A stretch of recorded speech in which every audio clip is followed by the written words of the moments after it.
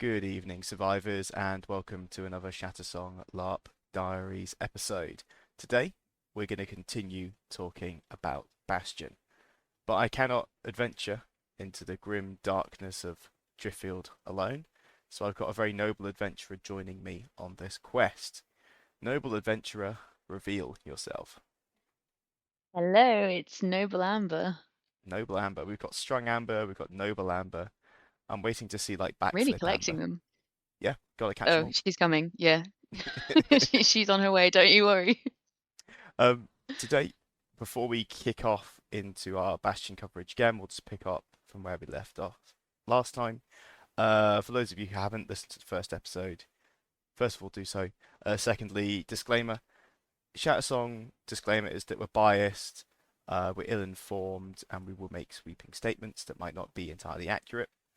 And then for this episode, in terms of its content, Bastion is an excellent LARP, but it's also got a lot of adult and grim themes. So you've got death, torture, murder, like asphyxiation. You've got like being entrapped. You've got like loud noises, horror, jump scares. Lots of nasty things happen to the survivors in our tale. Cannibalism, loss of limbs and roleplay around that as well. It's not like you lose your arm in a fight, you get it patched up. We had some players literally going around with severed limbs at the event, which was incredibly immersive and incredibly compelling, but it's certainly not for the light-hearted. So if this is not your kind of content, this is not your kind of episode. If you're happy though, shall we kick off with Saturday morning, Amber? Yeah, where we left off. How did you find like the sleep? Did you get good quality sleep? I did. So as much as we huffed and puffed about the camp beds, they were a champion move because I think we got to bed around 3 a.m. in the end, personally. Yeah. And we So woke up about 7, I think. yeah, so we were pretty shattered. So we actually got a good night's sleep, and on the camp beds, it was such a hot weekend. It had been like 30 degrees that day on the Friday, Mm. and it was I think right about the 28 on the Saturday. So we just slept. I slept on top of my sleeping bag. It was nice and comfy below me, and we got to listen to the birds of the early morning. So it was actually quite idyllic, I would say. Yeah, it's lovely. And not much snoring. I was expecting it to be like really cavernous and everyone snores echoing, but I think there's been like 2 people and they were quite quiet. So good quality sleep actually. Yeah, nowhere near as bad as last time. Last time there was Oh no, did you have bad? a symphony of 11 snorers I managed to count.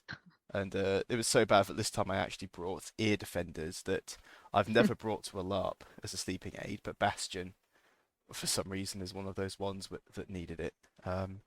But yeah, I slept pretty damn well. Amazing. And then we woke up and I think we had like beans for breakfast, like sausage and beans from like a Yes, Heinz can. Heinz That cans was of little really mini nice. sausages in the best Yeah, breakfast. the And best. it was hot with I a think we cup had of some tea. tea. Yeah, I think the tea made it. The tea was really cute. Yeah. No showers as we touched on last time, so we kind of had to give ourselves like a bit of a wipe down. And then we just time in. It's always time in Bastion, so straight on to saying hello and good morning to our neighbours. 10 o'clock was then the first town meeting of the day.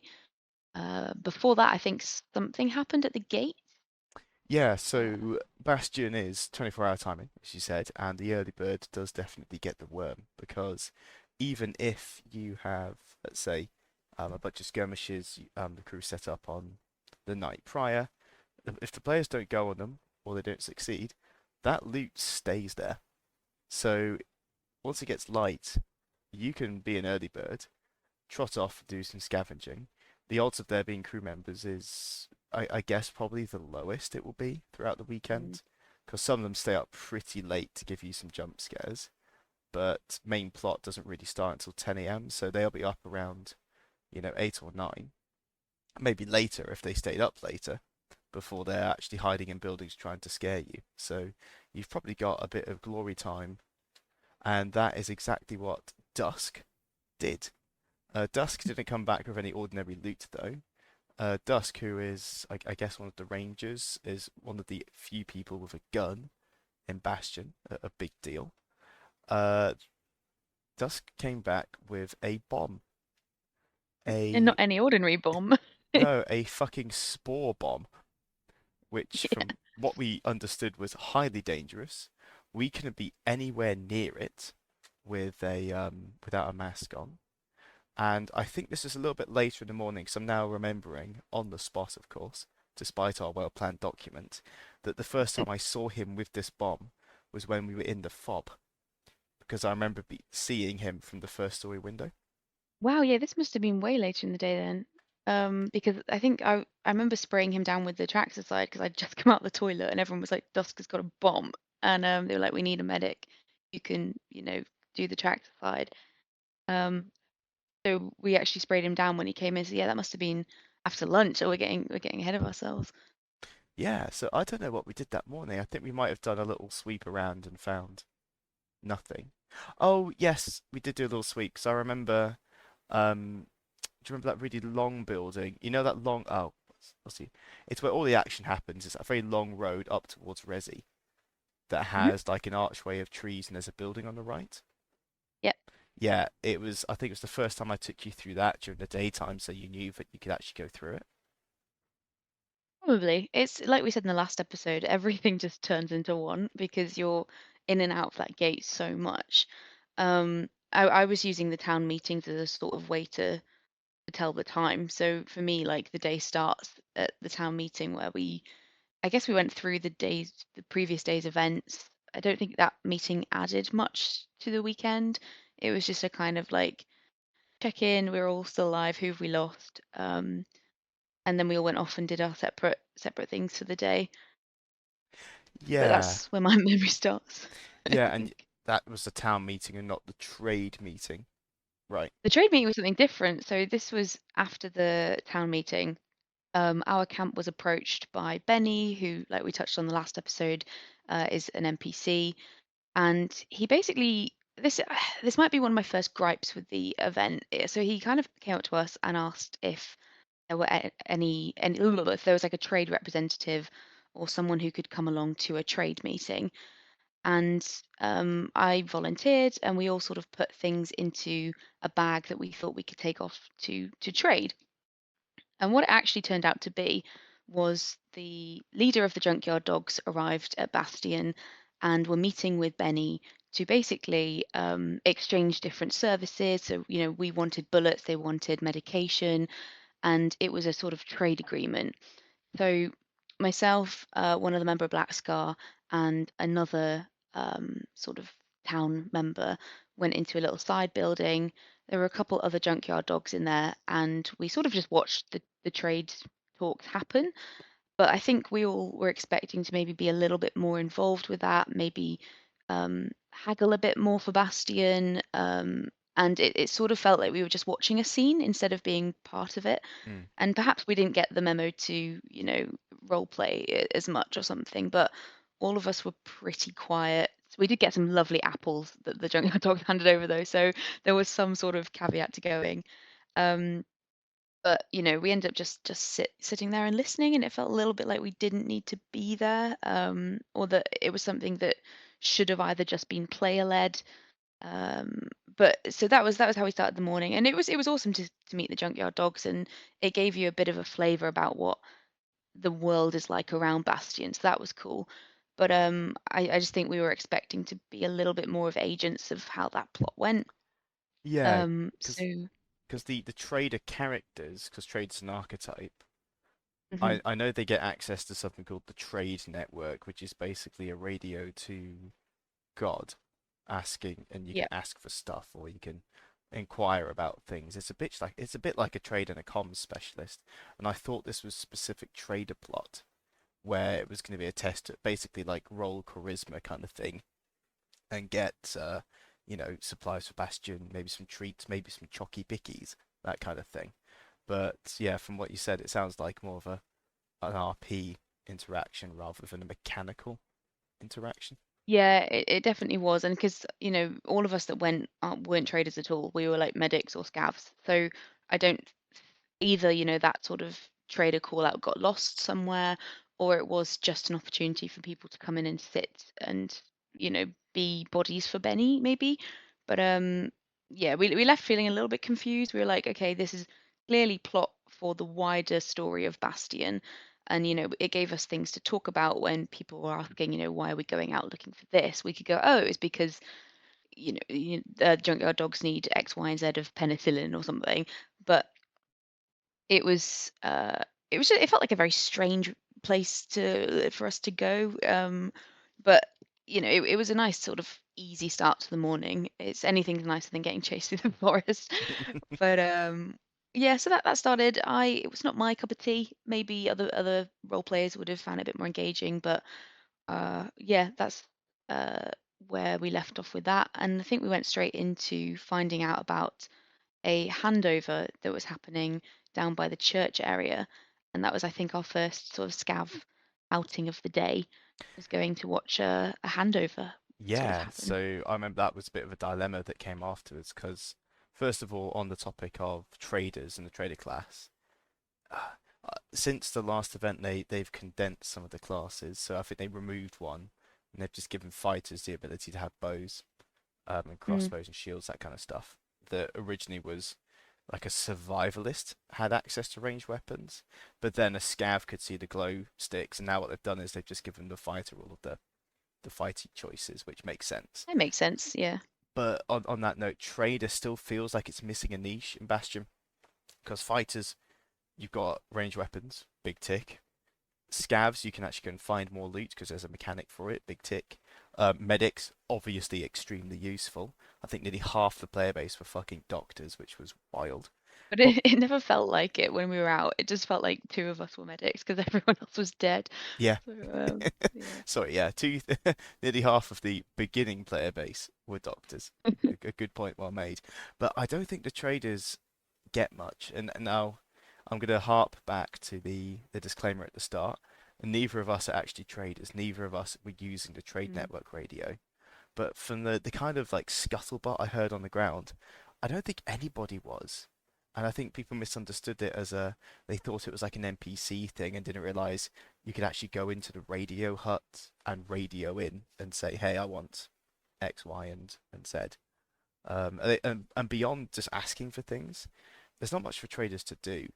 Maybe they need a few more light encounters where different NPCs come in and they're offering different things at different prices, and it's up to the individual traders to build relationships with that particular NPC, Mm. so they start to get better prices or access to different items based on whether things get done for them or whether they can find out information or whether there's an item they need from another trader, but you're the intermediary, so you're trying to pass that item across and skim a profit as the broker between them.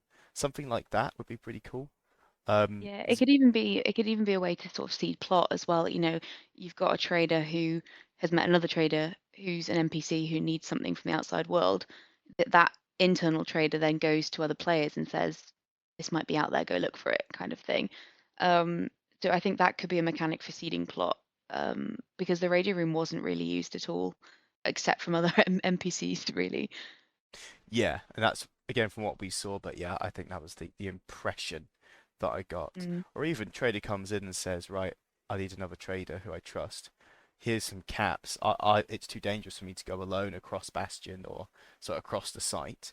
I need you to take some bodyguards. Here's your caps. Pay your bodyguards to get you across the site and deliver to a mm, drop-off point where a courier is waiting for you. And then as the trader, you've got to choose how many people you take with you because you've got to pay them. So if you hire more guards, you're going to make less profit. yeah. Those kind of choices. Maybe some of you found things like the Andrew Lloyd Webber CD. At the first event, we found like an RPG box. It's like a rocket Oh, launcher cool. box, and it was useless for us as players. But maybe seeding more big items that are clearly important but not useful to us, that we could then end up trying to get into the trade network and get to certain traders. That might make traders a bit more mechanically important, I feel. Yeah, But 100% agree. yeah, we're solutioning while sat down in a comfy chair with hindsight. But yeah, I think they just need a bit more tweaking for them to feel useful. other than just having more caps than other people, because there's not many opportunities to spend those caps. There was a store at the first game, and there wasn't this time round, I don't think. Oh, interesting. And we had a lovely sort of trader swing by with a trolley. I remember buying like a magazine from I think it was called like Little Depressed Boy or something, It and it was like a was, yeah. magazine about a really sad kid, and I was like, this is not what we need right now. But um, I think there was like the opportunity to buy like in-game drugs and things like that. So traders having more money might have access to those, but yeah, outside of that, there's not a huge amount you can spend your caps on. Maybe if they had like, I think they actually have some talk about, maybe putting in a bar or something in the future. That would obviously require caps, so maybe that's how people can spend them. But yeah, I mean, back to sort of the actual plot, I Mm. guess. Oh yeah, We so I'm left going off off. topic. Yeah, because No, no, it's fine. I think what happens as you're going in that meeting, I remember looking in the window trying to get your attention, because you had a radio. And the reason that was important is we were now on guard duty in the morning because we got told off again of like, come on, pull your shifts. So instead of guarding the two gates of Bastion, the north and south, we decided to actually leave Bastion and go down the road to the top of the teardrop where there's another sort of ruined house there, and it is a perfect overlook on the one crossroads into Bastion. So we went up there, set up our radios. I think it was me, Phil, Keelan, and Alex, and then we had Joe back in base. And Joe could just about receive our signals if we held our radios upstairs by a window. And then we were just sat there reporting in on what's happening, X is happening, Y is happening, Z is happening, that kind of thing. How long until they come in. It was very much, sit down and wait.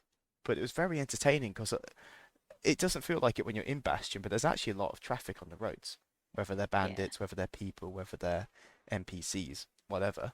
It was actually really cool to sit there and observe. And this is when we first see Dusk with the bomb coming back to base. So we rush back.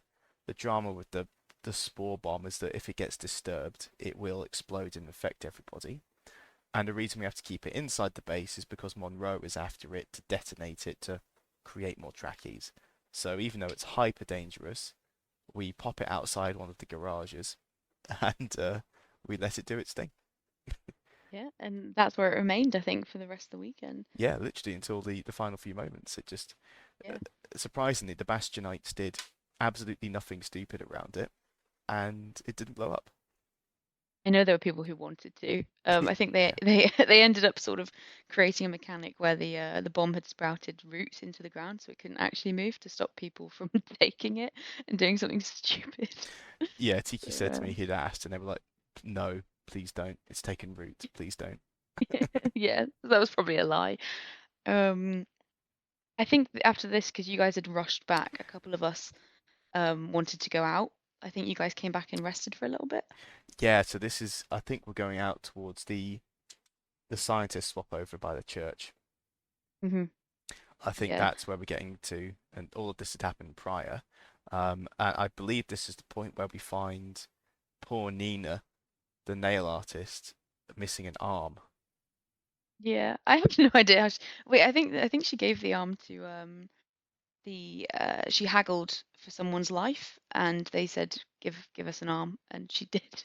Oh So, Jesus, that's bleak. yeah, I'm pretty sure that's how that happened. God, because I thought because obviously Dusk had been out getting the bomb, we all rushed back to have a look at it. The bounty hunter arrives, takes the ears, said there's a time-sensitive quest, but there's also a time-sensitive quest for the FCA handover. So we're meant to be going on that, so we go on it anyway. But just as we're leaving Bastion, she's walking back in tears, with her arm, with her sleeve kind of tied off at the elbow, with a little stick pointing out of it, and obviously her arm slung across her chest. But it looked convincing at like 3 meters, you know, and it Yeah. was the most And harrowing thing. I mean, shout out to just that player in general because they kept the arm like cut off for like pretty much the entire Saturday. They were just walking around with no arm. It was really like jarring. Yeah, just like she was in tears, and it's one of those moments that are like fairly common at Bastion, where the brutality of the setting leaves you stunned. You just don't know what to say. You don't Yeah. say, "Oh, I'm sorry to hear that." like someone's lost their fucking arm, and like she was Yeah. weeping and like they took my arm, help me. I was just like, what the hell do you do? And like we're already Yeah, I trying to remember. go out, and like it's the most like heart-wrenching thing of trying to like walk her back to camp, but not, not frankly having the gumption to be able to walk side by side of her, and it felt awful Yeah, in the I remember best way. me and Keelan kind of looking at each other as medics and going, "What do we do? Like, what can we do? We can't exactly attach the arm back." But that did sort of create plot for her and her group because I remember they spent the Saturday trying to find traders to buy an arm or something. So it gave them game, which is cool. Yeah, like trying. I think we accidentally ran into that particular Yeah, we did. that trader a little bit later on, so it wasn't meant for us. We got some tank fastics out of it though. Did. That was well worth 3 caps. Was it? I mean, in the time, yes, it was. Yeah, And I reflect on absolutely. it, I'm like, but yeah, we were on our way to a scientist handover, which it was kind of anticlimactic, but in the wider scope of what was going on in Bastion, it was quite important. There wasn't really any combat, but from my understanding, one of our doctors was going to basically hand over another doctor that belonged to the FCA. Um, and they were Yeah, just exchanging research, I think, something like that. yeah. The doctor I think we'd captured on Friday night, or was already in the camp or something. This was the player who we thought was an NPC the whole time. It was Yeah. something about the white coat. The white coat really is authoritative. And the authority, yeah, just Yeah. they tended to sort of lead the town meetings as well, which is where I thought they were the NPC. I was like, how on earth do you have this much information from the game without being one? Yeah, Um, very well informed character, very well informed. And we go to this checkpoint and we're starting to like scout around and try and find if this is like a secret ambush because they were told to come alone. So of course we turned up with 25 fighters and scouting through the buildings, and there's just a couple of FCA agents looking very cool with pistols, a couple of scientists who talk to our scientists. We think we're being super sneaky going around the back, and then our cowboy friend comes up and says, "Y'all been spotted. You need to leave, or they're gonna start shooting at us." and, and so we're like, "Oh, okay. Well, let's go sit on the corner." We make them feel very uncomfortable, apparently, but we were literally just sat on a corner 30 meters away, so we just stayed put. And then the meeting kind of ended, and we went back to camp. It was actually yeah, quite an uneventful skirmish. I think some infected came for us at one point, but it was quite an easy wave to fight off, and then we trotted home. yeah, we did. Um, I think just after that, a couple of us were like, oh, because that was uneventful, we'll go back out and see what happens. We ended up going to a couple houses that we hadn't really poked through properly. So we sort of, just kicked around. We saw there was a lot of doors that we came across that weekend that were kind of almost nailed shut with a hammer symbol and sort of a warning full of red mist kind of thing. And we stared at this door for a long time and we were like, do we kick it in? And one of the people who was with us is real life like police officer and he was like, I could just kick this door down, it's absolutely fine. But we couldn't figure out if it was OC or IC. So we were like, we'll go and ask the doctors back at camp. And on our way back to the camp, we realized that one of the doors had a tripwire in it. And we were all staring at this tripwire like, oh, what do we do? Most of us stepped over it, and then Ben was like, I'm gonna cut it. We were like, what? Why would you do that? So he brings out these pliers, he cuts it, and this ticking just starts, and we're all sort of running around trying to find like somewhere to hide, and we're just waiting because the ticking just keeps going on and on and on, and we're like, okay, either this is a trap from maybe like the airsoft site that's just been left up, or it's gonna call something really scary. And Ben sort of started digging around where the wire was sort of hidden into the wall. And we pulled it out and it was just an egg timer. And we were like, for God's sake, we've all just been cowering away for like 10 minutes for an egg timer. Um, and we were like, okay, this could be important. We'll just take it in case, we bump into some tracks here. We can maybe distract them with its ringing. And that was it. We just came back and we were like, ah, that's a bit uneventful. But it's funny the little things in Bastion that make you really paranoid. You're on edge all the time over like nothing. It's something rustles in the bush, and you're like, oh my gosh, this is it. But it never is. Yeah, especially at night when there's like small creatures you're disturbing by walking, you always assume it's a Mm. crew member with a machine gun, and it's categorically not a little rabbit or something. Yeah, the red mist was interesting because there were posters for the Zarya division all over it, Ooh, and they maybe it's didn't. a teaser. Yeah, I think it was a teaser personally because the FCA didn't mention it, the scientists didn't mention it, and saying like, "Hey, we found a prison cell with, a sleeping bag and an observation notes next to it. We even found you go through the red mist door, you go up the staircase, and Mhm. there's like a pit observation Yeah, yeah, bit. So the second time we went there, that had been closed, but there was a note for us, yeah. Ooh. and it was just a very disturbing drawing um, that was unpleasant to look at, and it kind of implied what had been happening inside that pit. So obviously this was like a testing chamber, and it was fucked, to use the technical Yeah. term. And we go upstairs a bit more to kind of like look around the place because clearly someone's been here and left since we last arrived. And I think this is the point where an infected shows up, and you guys are out the front. I think that might have been later in the day, but that did happen. That was pretty scary. That was you guys had pushed through the closed off area. We'd had a scav with us. We all looked around upstairs. A couple of us came out. I think some of you lingered in. And as we were walking out the back of the building, we heard that horrible like clicking sound that you just know means death. So we walked just back in the house to see what was going on, and there was a Atraxia coming into the building. It started chasing us because we made noise. We legged it out the back and managed to lose it. And I think it stayed in the house with you guys. So we came around the front and we're, trying to radio you all. And earlier on, you had, pretended to be Atraxia. So you were like, are they just getting me Oh, back? that was Are a they? constant theme this weekend, just spooking You were an people. asshole. Especially in that fob, because I could just go, and anyone walking past would immediately freeze and To turn. run, yeah. It was so good. But So I yeah, remember you looking out boycott is the awful. window. And you were like, "Is this real?" And we're like, "Yes, it's probably coming up the stairs right now." Oh And you were like, "But God. I don't have a weapon." So we were going to try and throw you our knives. We were like, "That's just going to make more noise." And we had to just bang on the doors and stuff and make as much noise outside to try and draw it back out. And then you guys reappeared, and I think you were fine. You looked Yeah. okay. God, that was really shut up because we could hear it stamping around downstairs, and it was deliberately going stamp, Oh. thump, thump, and running really quickly up the stairs, and then waiting to see if we'd panic. So I think it was hanging around one of the staircases, and I'm looking at Keelan. We're cornered in this back left room, and like I'm leaning out the window, like I haven't got a weapon. I've left my fucking body armor, which has my knife, in the other room with the radio because that was the observation post. So I'm literally unarmed. Keelan's got his shorts and his snapback cap on and a hammer.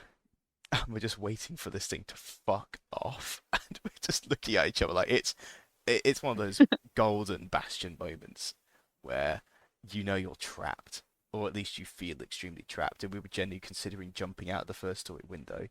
Of course, we wouldn't. We would mechanically roleplay it with a lucky escape call where you raise your hand in the air. But we would like jump out the window and pretend to break an ankle or something. Because we were so scared. Like I could see the whites of his eyes fully open and like fully widened out as we heard the singing. Just when you're scared, everything sounds like the worst possible scenario. So every Yeah. time we moved, we just assumed it was coming upstairs. Just like sweaty palms, waiting to have to tackle this fucking thing. Where realistically, I was going to be bait, and Keelan was going to have to stove its head in. The Of course, that did not come to pass, fortunately for us. And then obviously we met you guys outside and trotted off. Kind of And magically disappeared. The tracks just vanished. It was really weird. I do also think this might have been the same outing where we encountered an FCA agent who was like shooting at us. yeah, that was weird. Yeah. Yeah, so basically we were told that there was an FCA agent, like a rogue um person who had maybe joined the Monroes or was a little bit sketchy and to be, to be careful of him. But then we all heard the word gun and went, oh, if we take him out, we get a gun. So we were very like vigilant watching out for him. And we did run into him at this point and he was asking us like, where are you going? What are you doing? Why are you following me? I think it was Mildred and Ollie started waving at him like, "Hello, we're just here to say hi," and they started shooting us. Yeah. Um, and we were like, "Oh my God!" We had to duck, and then we ended up sort of not really chasing him, but just keeping our distance, following him to see what he was actually up to. And to this day, I don't know if he was like hunting a tier 4 or what he was doing, but he kind of vanished, and we didn't get the gun. But I'm pretty sure that was the same outing that morning.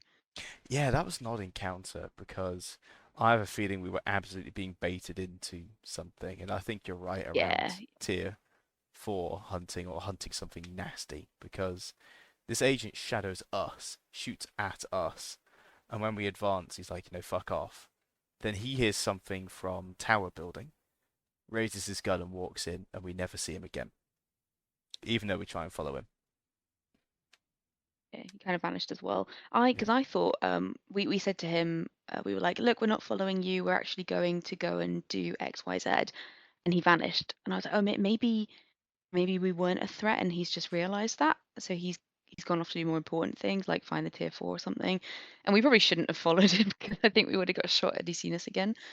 But yeah, that was weird. It put us on edge though, so it's kind of cool. Hell yeah, yeah. The tension was there, and again, it's another Bastion mystery where was it properly seeded, or whether this was the plot, or Mm. whether this is part of something bigger that we just didn't see all the pieces of. You never really know. You've just got to react to the evidence in front of you. And Yeah. sometimes that's really confusing, and it just adds to the overall feeling of the apocalypse where you can't just Google, you can't just phone someone, you can't text each other. Your party is out and about, and unless you've told someone back at base to be ready and waiting for you and has a radio to contact you on the right channel, you're on your own. You literally got the Yeah. people around you, and that's it. You've got to make really quick decisions as well. I was really surprised with how little thought you can give things because of the time pressure. So things like, do we follow this man or do we leave? You just have to, you've just got to roll with it, and there's no right or wrong. There's just you just do, and you hope it's the right thing. Um, but I think that was kind of our a morning sign off before we got bullied into gate duty again because we hadn't been pulling our weight. And there was one group, bless them, who'd been doing it for like 4 hours. So we were like, cool, we'll take over. Clearly, the Smileys don't want to help. But we ended up having, I think, the most interesting gate duty because we got hit with a wave of like bunny raids. Um, there was a lot of injured people coming back. It was just very eventful. Yeah, I got a very comfy seat, almost a sofa, you could say, on the wall uh, at the front gate, and it was a cushy bit of guard duty because I got to lie there telling people, in you go, out you go, yes sir, no sir, 3 bags full, sir.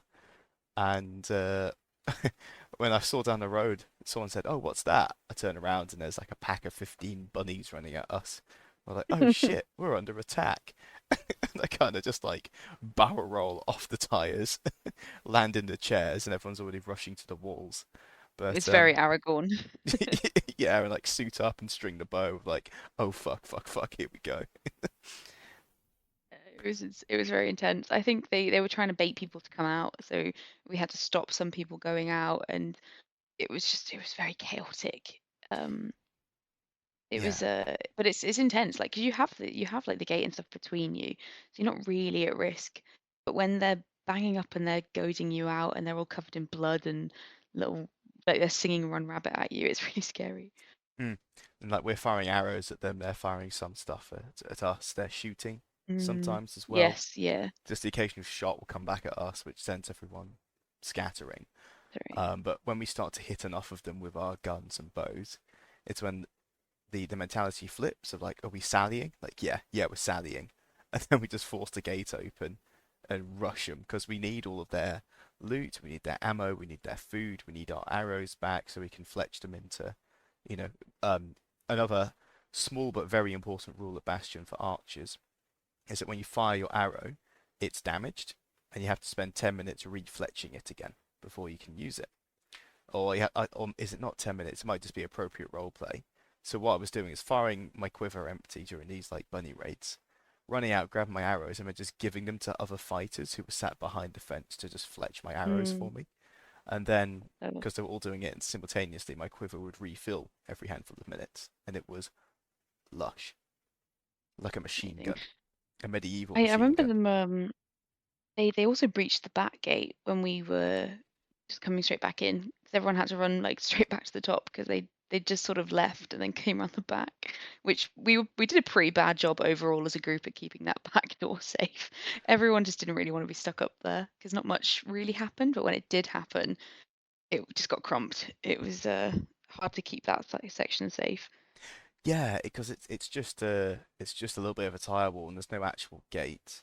There's no good line of sight. There's a couple of ways in. There's like a deer run as well to the side that's hard to Mm, protect. Yeah, it's a shitty guard duty to get issued. yeah. But it was eventful. I can't remember if there was anything plot relevant that happened in there. I just remember we got pushed by the bunnies. And then we sort of went back to watching the gate. I remember there was one time, I think it might have been like half dehydration, half delirium, but there was a section where I was just laughing for like a good 20 minutes at OC because we got given charge of like the Bastion headset, and that's what the trade network used. It's what, the basically crew used to seed plot, and it was how we got incoming transmissions. And someone passed it to Ed, and Ed will become relevant later, but this is a character who would hear voices in his head, would just like couldn't really be trusted with anything responsible. And someone just gave him this headset, and he fell asleep. And some really important message came through, and we all missed it because he was asleep. And I just remember hearing it and just crying with laughter for like 20 minutes. Like, how could we be so stupid? Um, and I think that was kind of the end of us doing gate duty because we clearly couldn't be trusted with it. So we just sort of sauntered off. Yeah, because next up is the church fight, I believe. Oh gosh, this is a whole episode in itself. This is Yeah, insane. the highlight of the event, the I think it could raid be on the a Church of Monroe. What? How do we want to start this? let's let's set up why we went to the church. I think that's a good place to start, and then we can get into the nitty-gritty of the actual action that happened there. What I believe, and I think this is probably wrong, but I'm going to stand by it, is that when we chased the bunnies away from Bastion, they were either yelling stuff about back to the church, or they were dropping glow sticks. Either way, this is like heroin for LARPers because it's clearly seeded plot. So a large expedition went out that was then reinforced in dribs and drabs to go out to this church. I think that's why we were there. I think. Yeah, I think the doctors had also found out that there was a really important scientist being held Yes. in the basement or something, and there was quite a lot of loot for like bullets and things. So big objectives if we wanted to have a successful Sunday. It was kind of a, if we win this, maybe the whole rest of the weekend will be easier, which it wasn't, but it was cool. It was a cool setup for Yeah. us. Easier but not easy than the alternative. Yeah, pretty much. So we all suit up. Everyone's, got as much armor and weaponry as they can. We were told that the building was going to be quite fortified. Um, and I think we set out early. I think we get there slightly earlier than everyone else because we scout out local buildings. You see the front, then I think the Smileys arrive with a couple of stragglers from Bastion, and they sort of start actually talking to the Monroes who are out the front. And you've kind of got a section which is fortified and then the door to the building, and they're trying to push through the door. Um, we sort of go to like the left of the building and start scouting out the back. That's where we sort of hatch a plan to try and get through the back. Yeah, this is another barracks building. They've literally made a barricade wall and like a horseshoe outside the front entrance. And as we're doing a bit of recon, bit of recce around the sides, we're trying to find windows to climb through because, as we said in the last episode, if you can physically traverse areas of this site, there's nothing stopping you in game from doing so. The unsafe buildings are taped off, but the safe ones, go for it. Every And what game. they'd done is throughout the entire first half of the building, every single window and every single door had been barricaded, but not the back ones. So we, Not the back ones. yeah, we'll get to the full implication of that later. But yeah, we're skirting around the side, and I say you guys are skirting around the side, and we've got radios. We've got 4 radios between 7 of us on the same channel, so our comms are fantastic. And what Yeah, we we're were trying, pretty. yeah, we're really good at the comms, and what we're trying to do here is get in the side because there's enough of you guys without the cultists knowing. And it was very much like playing Metal Gear Solid. Reference some people won't get, but basically it's like any stealth game where if you make a noise, the guards will turn and look at it. So they knew people were going around the side, and one of the cultists went off on a randomly inspired patrol. So I had to start heckling as loud as I could and saying like, "Oh, that's yeah." And there's one with a really shit spear heading towards the left. So he heard it. He's like, "There's nothing wrong with my spear." Like, well, look at it. It's rusty. Yeah, it hurts more when I gouge people. And I was like, you're not going to gouge many people with that. That'll break on the back of a tier 3. Well, we like tier 3s. We see them as our fathers. And like this thing went on, and there's a picture of me smiling, talking on my radio because I'm in the middle of that particular conversation, and I'm desperately trying to maintain eye contact with him because the other 4 of you are about 3 meters away, stacking up against the wall and actually getting into the compound. And this is the point where I'm radioing, go, go, go, go, go, go, go, because you've got about 15 seconds until he goes round anyway. But if you went in deep enough, you wouldn't get noticed. Yeah, but unfortunately, as beautiful as that plan was, we got, I think, maybe a meter away from the window, realized that there were archers on the roof and a man with a gun who had spotted us. So we run towards whoever you're having a chat with because we're like, okay, they're by themselves. We can get one quick kind of kill and get out. So at least, they're down a man. But one thing that I did not realize is how hard it is to like take on someone with a spear when you've only got like knives. It's really hard to get close to them to actually make a dent in them because they're just swinging the spear around. And we ended. I can't remember if we downed them. I think we might have, Yeah, but you they very jogged them quickly good. were joined. Yeah, they were very quickly joined by a second spearman, and we were like, we're not going to survive a second one. And on the retreat, I got shot by the archer. Yep. Um, God. and then I got shot by a gun the second time. So I wasn't in a good spot. So I think we were huddled behind trees for a while actually trying to run, but we were just pinned down by a gunman and an archer. It was I remember such a Ben, mess. Yeah, in a good yeah, way. Like, strategically, if that was real life, I'd be considering leaving you guys. But yeah, as a game, it was fantastic. What a wild scene to witness because what you'd done is by causing so much commotion, is you'd actually drawn I think 3 or 4 of them away from the door, and then that gave the blob of the other randoms of Bastion the confidence to rush the front gates. So they did they? commence their first attack, you could say, on the front gate. Nice. Uh, We didn't see any of that. yeah, it goes badly. They don't really get in. They sort of scratch up a few cultists. I think they get over the barricade, and then one of the cultists with a fucking shotgun kicks open the door and just fires a blast. And I think Phil's with him at this point, and he just takes it straight in the chest. Luckily, he's got his body armor on, but like any other player, that would have just been 100% lethal. No ifs, Yeah. no buts. And then, of course, because there's someone with a bloody gun on site, everyone runs, and we begin regrouping.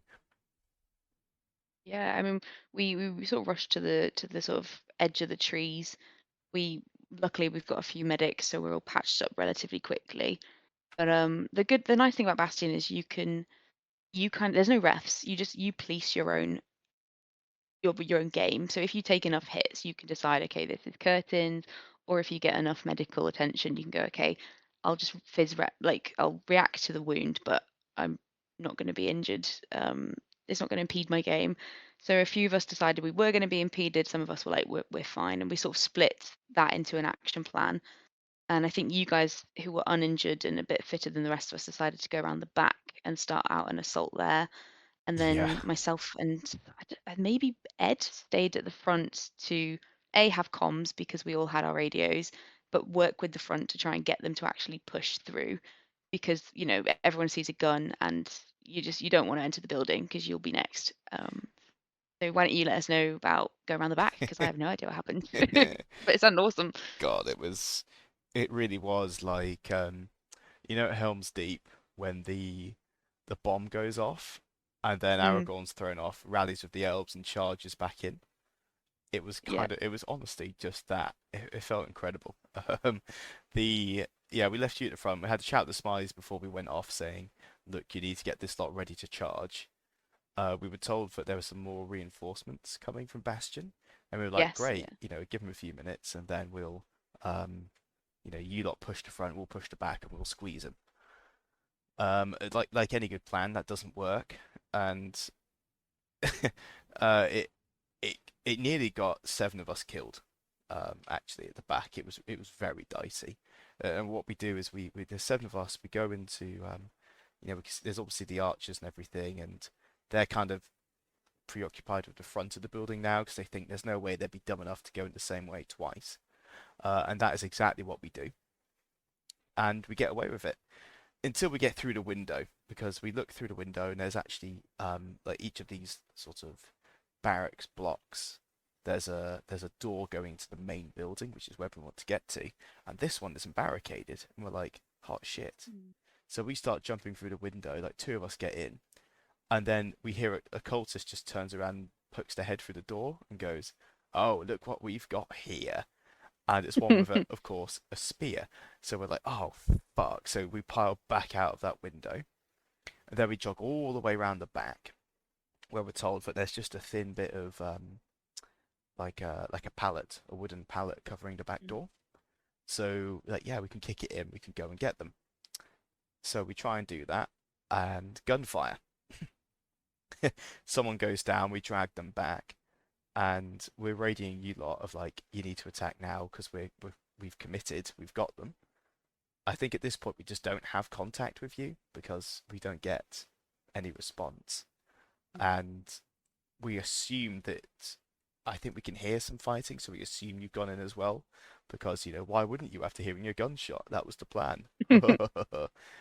So yeah, we then go off even further to the left now, so we've kind of run from 6 o'clock to 6 to 3 o'clock the long way on a clock face, and we start to climb through a window.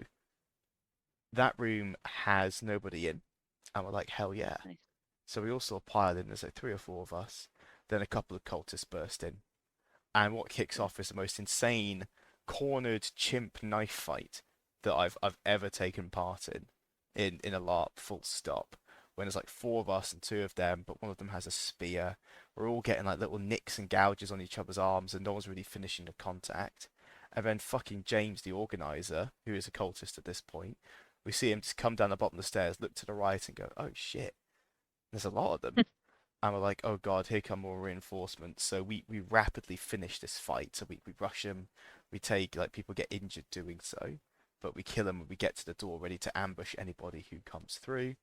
And it feels like it lasts 30 minutes, but it's probably less than 15 seconds. I think Alex goes down as well. He like slides me his weapon so I can go and like do a wielding and take this guy down. We push him into a corner. He just runs out the room. And we're like, right, okay, we've got the door, great, get the rest. And I'm yelling, like, get in, get in, get in. Two people jump through the window as this lit grenade rolls into the room. Oh my God. And we're like, get out, get out, get out, get out. So clearly, one of the cultists thrown a bomb in and it's going to kill everyone in that room. No questions asked. It's a grenade, right? So we all pile out of this window, and in the space of about 3 seconds, I think a good five people bail out of this single window. So like, there's no time to check like check you're not landing them on them. You're making a safe landing. It's literally hit the floor and roll out the way, which is what most people did. one person landed and there's like a door below it, and the door kind of splintered. So they lay there. I jumped over them and rolled, and then the final person was about to get out, and then the bomb goes off. So they kind of throw themselves out, like the kind of the overpressures just push them out. But unfortunately, we've left Joe behind. Joe No. Joe doesn't get out in time, and I'd say no, we don't know his perspective just yet. So all we get outside, all of us are injured. The bang itself is quite loud, right? Mhm. And like some of us haven't got our weapons. My radio's lost its antenna. My earpiece is broken in the fight, and we're all just like totally disorientated. And I'm screaming like, "Is anyone in there? Is anyone in there?" We poke our heads back in, and poor Joe is just curled up in a corner. And we're like, "Oh, he's dead still." And we're like, "Oh, fuck, no, no, not like this, not like this." And the cultists are kind of like heckling and yelling at us. And I'm screaming into my radio like, "Mildred, get them to attack! Where the fuck are you?"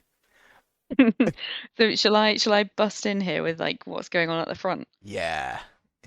So you guys have gone around the back, and everyone out the front is quite shaken up by the gun and by just how fortified like this this place is.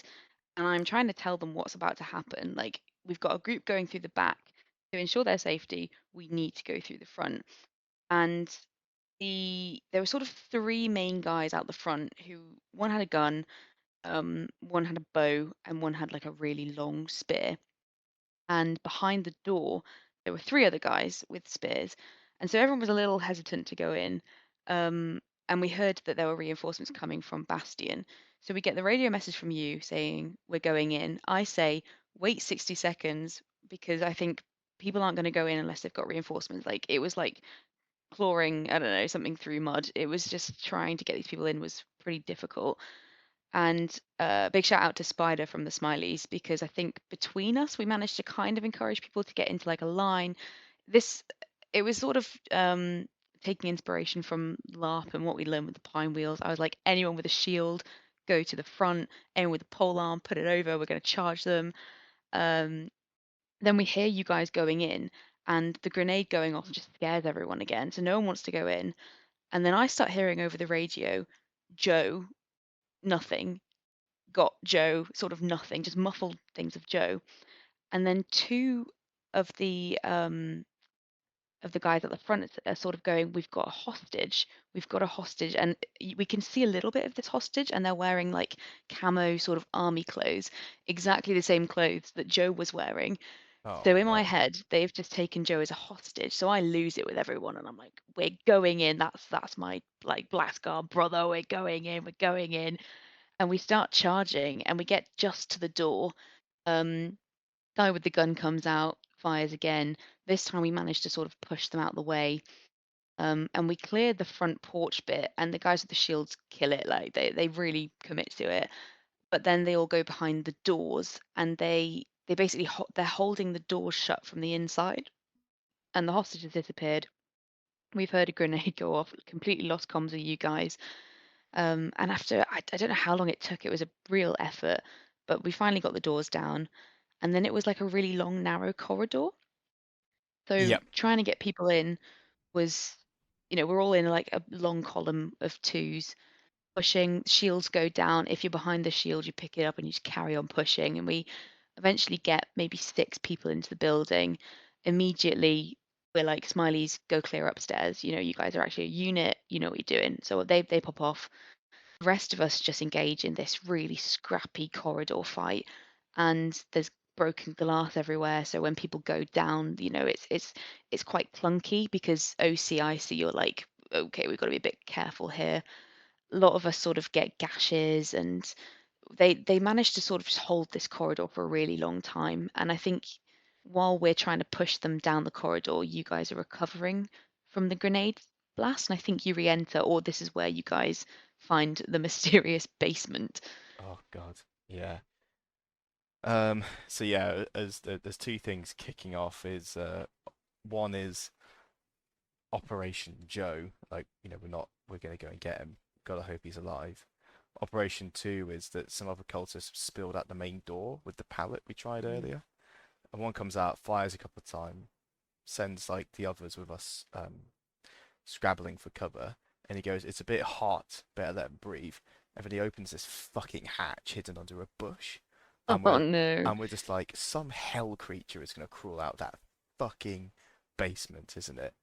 And even worse, it turns out a couple minutes later, sort of James comes up to us and goes, "Oh, see, that ladder is in play." Smiles and Mm. fucks off. So the the raiding party is formed. Luckily, we managed to get in, get Joe. The cultists have abandoned that grenade room. We sort of grab Joe out, Mhm. pick up bits of radios and weapons on the floor, and get outside. But everyone's really after that grenade encounter. Everyone is really rattled, like understandably Yeah. so, right?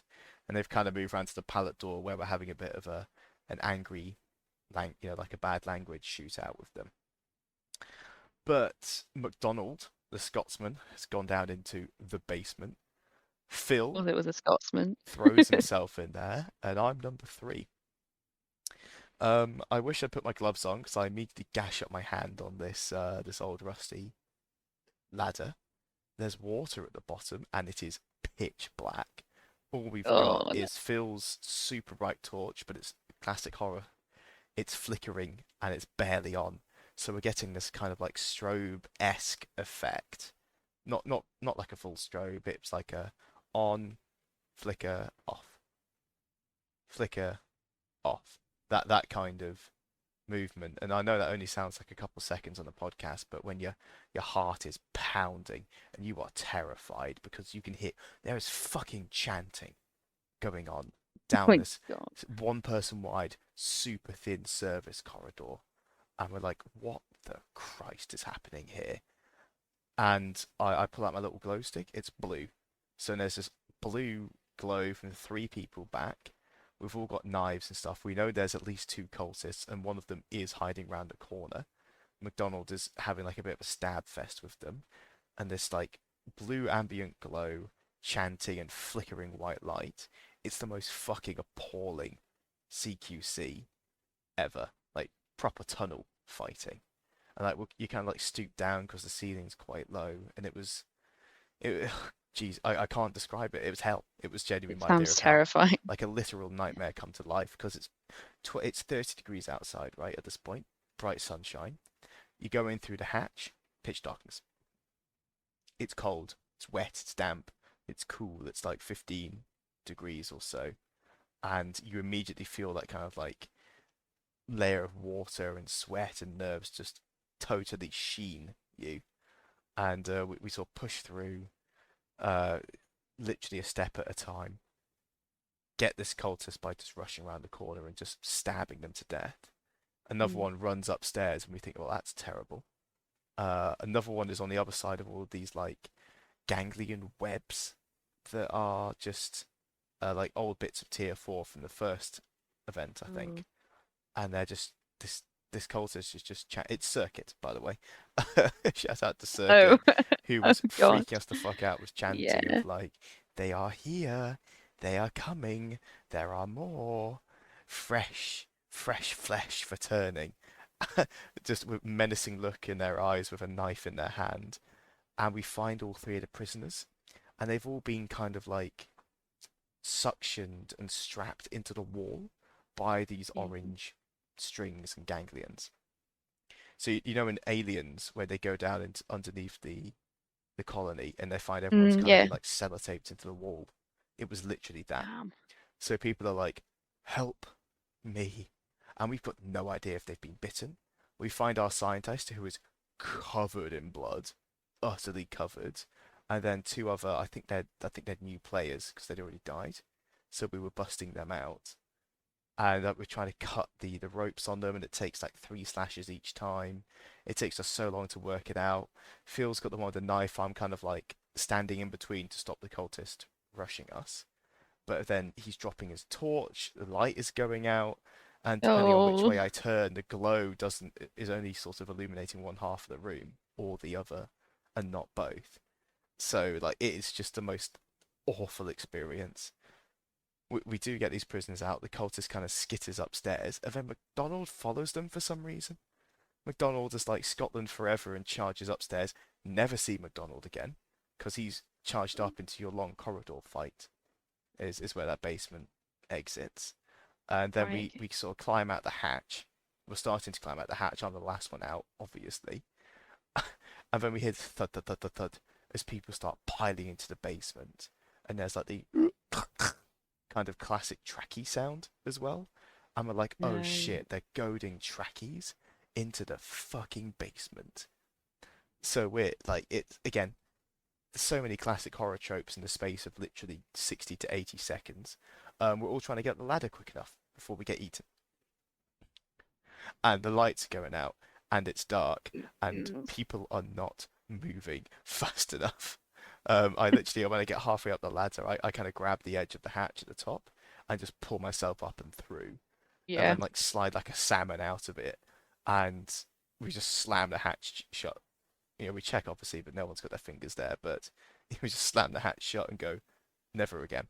We're not talking about that. That's insane. Yeah, it was like the fear of Bastion is getting jump scared in the woods and being chased.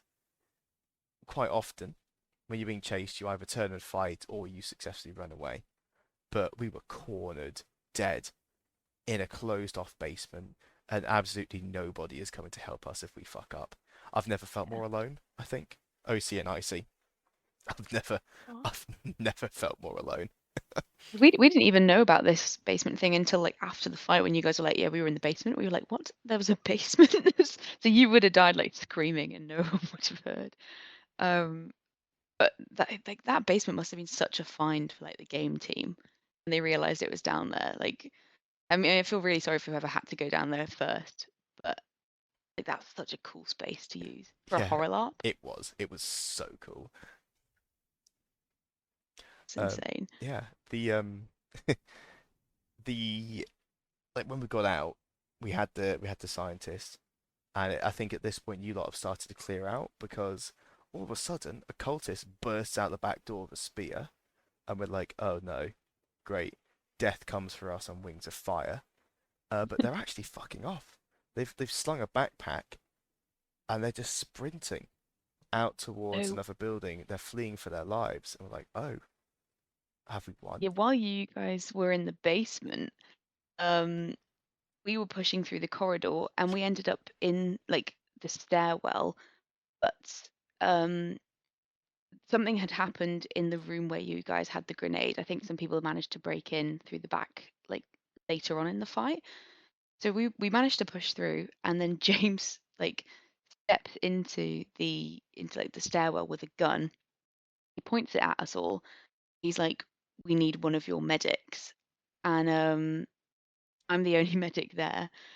And they're like, no, we're not giving you a medic. Like, that's insane. And he's like, we need one unarmed medic to come in. One of yours is down and one of ours is down. And it was really scary. James is kind of scary when he's got a And gun. he's yelling, yeah. Um, yeah. I know this wasn't yelling. He was like calmly doing it. And from behind me, Ben had his gun, but he didn't have any bullets, I think, at this point, or like he just couldn't use it for some reason. I He was don't like, think so this because is Ben got his gun off James. Oh, maybe it was someone else then. Someone was behind Yeah, me with a gun, and I was like, okay. But they were like, this is clearly a trap, and I was like, I know it's clearly a trap, but one of ours is down in there. So like, I put my knife away and I start walking with my hands up, and I'm kind of like shaking, but it's half icy, half OC because my actual heart is going, this is clearly a trap. Um, and I get into the doorway and James like kind of starts laughing. And behind the doorway is another person with a gun. It's the guy who was wearing quite thick body armor. yep. He's got a gun. And next to him is one of theirs down and one of ours down. So they weren't lying about that. But as I get into the doorway, someone just shoots James, like from our side, and we like everyone just rushes in basically. A lot of people run to James because he had a gun, and I think, there's a little bit of a who gets this, which we'll come on to later. But for the most part, it was then just there was a bit of a hell scrappy fight where everyone went down. So we then spent a lot of time like all the medics running around. I think we must have saved like 12 people in, I don't know, like 10 Yeah, minutes. It was because insane. we had 5 injured outside because the basement fight. We had all of the prisoners who needed first aid. I think I Yeah. remember coming inside and seeing that room was where we had tried to raid first and Mm, got blown up with a grenade. And there were yeah. so many people down in there as well. I think like you'd Yeah, managed it to was push the insane. cultists in there as a last stand, and they tried to get out the back window, but we still had people milling around, probably picking them up, and then you lot just crushed them to death. Yeah, it was when we escaped as well. I found Nina's player, but I don't think they were playing Nina at this point. I think this might have been their second character. I think Um, so. Yeah. and they were in such a terminal state, and it was like I've never really played a medic before, but I really enjoyed it. But this it was like there was no saving the patient, and I had to like just stay with them as they died. Um, but because of how many people were dying around us that we could still save, and I had to go to her like, "You'll be okay." And then one of her friends came along to like help her pass, but you just couldn't hang around to watch people die or like give them the time they needed to be at peace. You just had to like run to the next person. So I kind of just patted her and was like, "You'll be okay. We got to run." And I think we found Phil at this point. Phil was in a really bad way, and he was being held by some of the uh the last remaining what they call cultists. I think there was a doctor Yeah, with so them. the one who had run off, we chased as me, Keelan and Phil went after him. And again, this is the spear factor at Bastion. I'm trying to first aid and kind of hold our NPC doctor together because like you're gonna be all right. Mm, They're like shaking and itching themselves, and I'm like, oh, they're infected. Oh, I'm gonna have to kill this person, and that's gonna waste everyone who's probably just died in this assault and all of our time. And then even worse, I hear a shriek as Keelan runs back and he says, Phil's down, I've been stabbed, I need a medic. So the guy who'd bolted off has won a 2-on-1 fight with his fucking spear. And now we've got God. Phil is down, Keelan needs first aid, we've got 5 down around us, we've got people who are genuinely shell shocked from the grenade still, we've got all the people inside as well, and then we've got an immediate argument kicking off about the fucking gun, which we will get onto on the next episode, which might have to be the salty episode, because we're running at an hour and 7 minutes at the moment. But it was like you just said, it was carnage. I didn't even see you, but we were just begging for medics. Like we need medics, we need someone just to stop the bleeding. And there's just piles and piles of injured players. Like Yeah, just it was catastrophic. intense. It felt almost like we were like role playing like the Somme or something, just the amount of people there were to get around. I remember getting to Phil because we actually asked one of the cultists were kind of holding him on the ground and they were holding the scientist next to him. And we were like, can we get them? And they were like, you can have this one. He's and we were like, cool, great. So we took Phil in and like managed to patch him up. They somehow got I don't know what they haggled, but they got the doctor relatively okay. Like there didn't seem to be too much of a scuffle. Perhaps it was James just going, actually, these players need a win now because of how disgustingly hard that fight was. But Yeah. we get the doctor back. But this you'd think this was, a sort of happy ending. Instead, Phil's really quiet, meek, recovering voice pops up from the ground, Oh, and he's actually come into contact with like something that's infected. And yeah. he He said it basically was the says, fucking basement. The entire area yeah, was contaminated. which he didn't really mention before. And he then said, anyone who's touched me, including, like medics who have helped sew me up, or, people who are down in that basement with me, they're all probably infected. And we were like, okay, how long were you in that basement for? What's the time limit we're working with here? And someone goes, I think you guys have got about 4 minutes. And we all just look at each other. Oh, yeah. It like classic Phil, right? We know we love him very dearly. He's my best friend, and he just chosen until now. So like, yeah, I think I'm infected because we had this weird, like you said, He was Mexican not our best friend standoff. at this time. And we're like, "Are Yeah. you joking?" He said, "Yeah, it's the basement, I think." And I don't know if Phil's got this wrong. Like OC, I don't know if he's just made a mistake, but we're not gonna, we're not gonna fuck around with this. And we're like, "Who else has been in the basement?" It's like a bunch of hands go up. Who else has been bitten? few more hands go up. Right. We've been faffing around with the hostage negotiation where the Monroes take the doctor in the end, I think. Oh no, they just give us the doctor and fuck off, which is Yeah. odd to say the least. I think that was, yeah, like you said, James giving us an easy win. Please, we need more of those. But that had taken at least 10 minutes. And as we said in the first episode, you have 15 minutes to decomp, or you will turn at some point in an hour afterwards. So what begins as the Great Migration of 2025 as maybe, what, 15, 20 players, would you reckon? I think it might be less. I think it might be more like 8 to 12, but it felt like a lot. Okay, let's call it a nice round 10.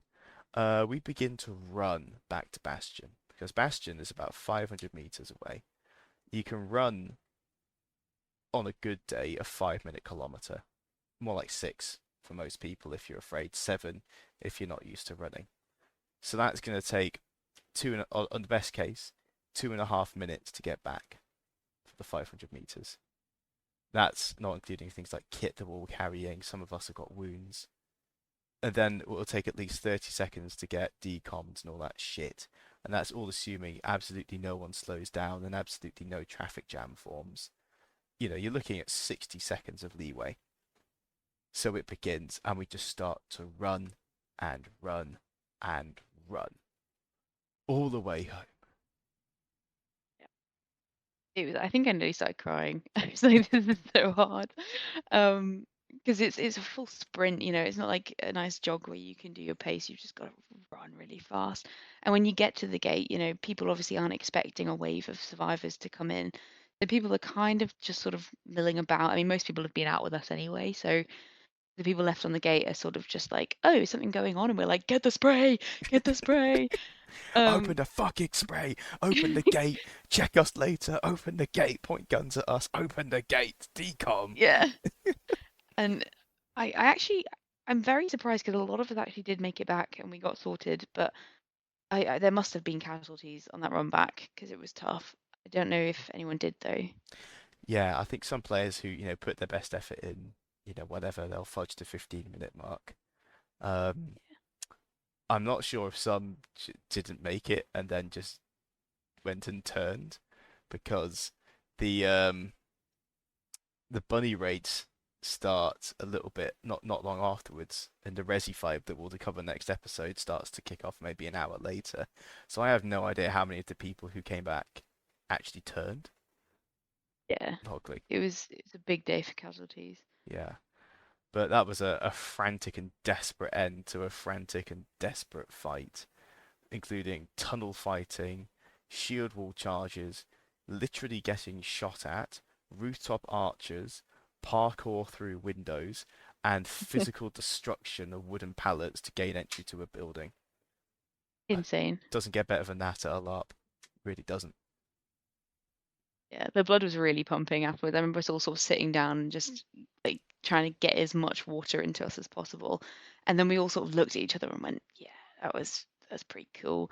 I mean, a lot of people being patched up. I remember looking over at Joe who had a doctor like sewing up his chest. I was like, oh no.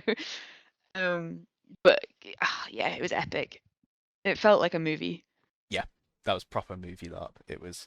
I don't think I've ever had a more intense fight apart from Navarre versus Cold Sun in 2023, I Mm. think, or maybe it was E1 24 at Empire, where like you get that primal feeling of victory over a foe.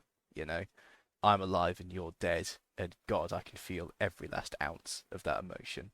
That kind of experience. What a fight in that church. What a fight. Yeah.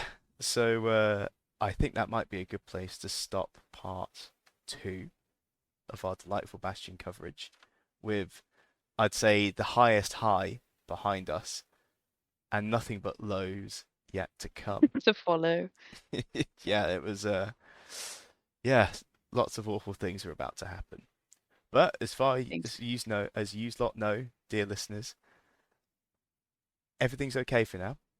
We've successfully knocked out the Church of Monroe. Everyone's come back alive, although not entirely in one piece. We've got our scientist. We've got a new gun, or two from that fight, ammo and food. We've also got the respect of the FCA for knocking out that group, and overall, things are looking pretty rosy, aren't they, Amber? Looking well cheerful.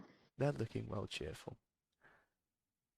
So on that note, goodbye. Stay out of basements. Stay out of basements, and we'll see you next time.